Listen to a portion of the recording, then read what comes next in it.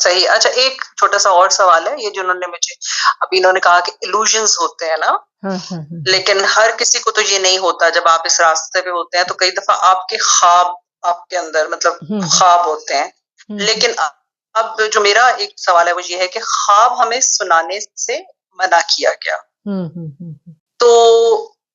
کیا کریں؟ کیا اپنے ٹیچر کو بتائیں کہ ہم نے یہ دیکھا، یا جو حکم ہے کہ بھئی نہیں بتانا؟ دیکھیں یہ حکم کہیں بھی نہیں ہے. نبی کریم صلی اللہ علیہ وسلم کی عادت مبارکہ تھی کہ آپ فجر کے بعد یعنی سنا کرتے تھے، جن کو بھی کوئی خواب خاص آیا ہوتا تھا وہ صحابہ سنایا کرتے تھے اس وقت. یہ منع کہیں نہیں ہے. آپ اپنے مینٹور کو، اپنے ٹیچر کو اپنا کوئی خاص خواب دیکھیں تو آپ ان کو بتا سکتے ہیں، لیکن کسی جاہل کے آگے بالکل بیان نہ کریں.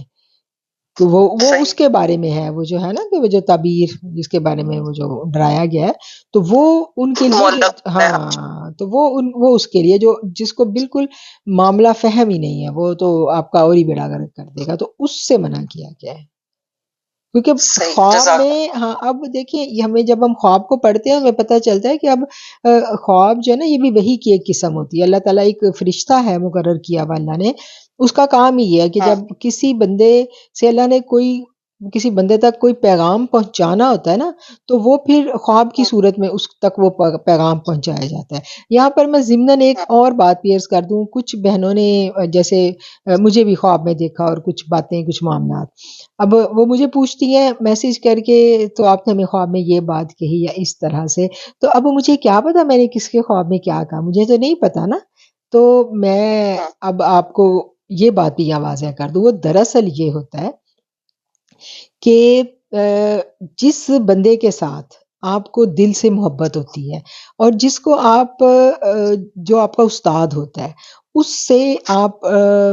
تعلیم بھی حاصل کر رہے ہوتے ہیں اور روحانی فیض بھی حاصل کر رہے ہوتے ہیں، خلوص کے ساتھ آپ جڑے ہوئے ہوتے ہیں اس سے، اور اس بات کا اللہ کو پتہ ہے. ٹھیک ہے، اب آپ کہیں پھنس گئے ہیں اور آپ پریشان ہیں اور آپ اللہ سے دعائیں کر رہے ہیں، تو اب اللہ نے آپ کی رہنمائی کرنی ہے. تو اللہ کیا کرے گا کہ فرشتے کو بھیجے گا آپ کے اس مینٹور کی شکل میں، اور وہ فرشتہ اگر دیکھیں فرشتہ اصلی شکل میں آپ کے خواب میں آ کے آپ کو کہے کہ بی بی ایسے کر لو، تو ہم تو چیخے مار کے، ہم تو مری جائیں، بے ہوش ہو جائیں، ہم تو وہ تاب ہی نہیں لا سکیں گے. ٹھیک ہے نا. تو پھر اللہ اپنے یہ اللہ کی ایک تدبیر ہوتی ہے. تو پھر اللہ جس کے ساتھ آپ کو محبت ہوتی ہے، جس کے ساتھ آپ اٹیچ ہوتے ہیں، پھر اللہ اس کی صورت میں وہ اللہ کا فرشتہ آیا ہوتا ہے. اس استاد کو نہیں پتا ہوتا، وہ بیچارہ تو اپنے گھر بیٹھا ہے، اس کو تو نہیں پتا نا. ہاں یہ اللہ تعالیٰ اس کے استاد کے دل میں یہ بات ڈال دیتا ہے اللہ، کہ وہ استاد اس وقت اس کو یہ اللہ کی طرف سے یہ ایک پیغام پہنچا دیا جاتا ہے کہ تمہارا جو کوئی اسٹوڈنٹ ہے وہ پریشان ہے، تو وہ اس کے لیے ایک دل سے دعا ضرور کر دیتا ہے.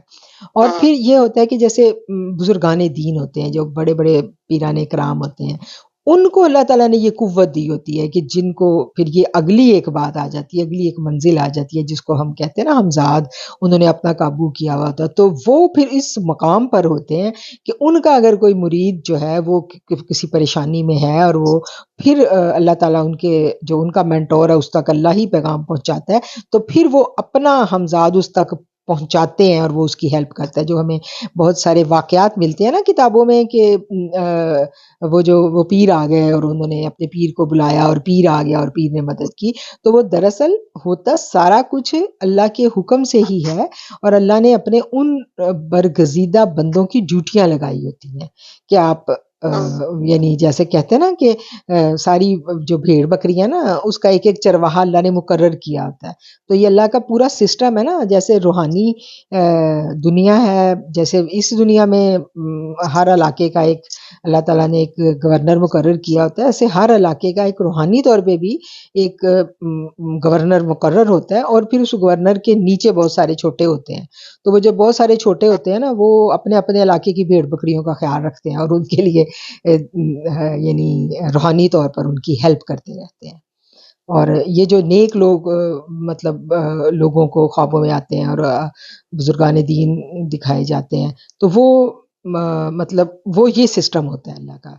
جو پیغام آتے ہیں، جیسے جن بہنوں نے مجھے بھی کہا کہ انہوں نے ایسے خواب میں دیکھا یا ایسے دیکھا، تو وہ مجھے نہیں پتا، وہ اللہ تعالیٰ نے ان کی دعا سنی اور اللہ نے ان کو ایک طریقے سے رہنمائی کی، وہ رہنمائی ہوتی ہے، وہ ان کو پتا ہوتا ہے، جس نے دعا کی ہے، جو پھنسا ہوا ہے اس کو پتا ہے، یا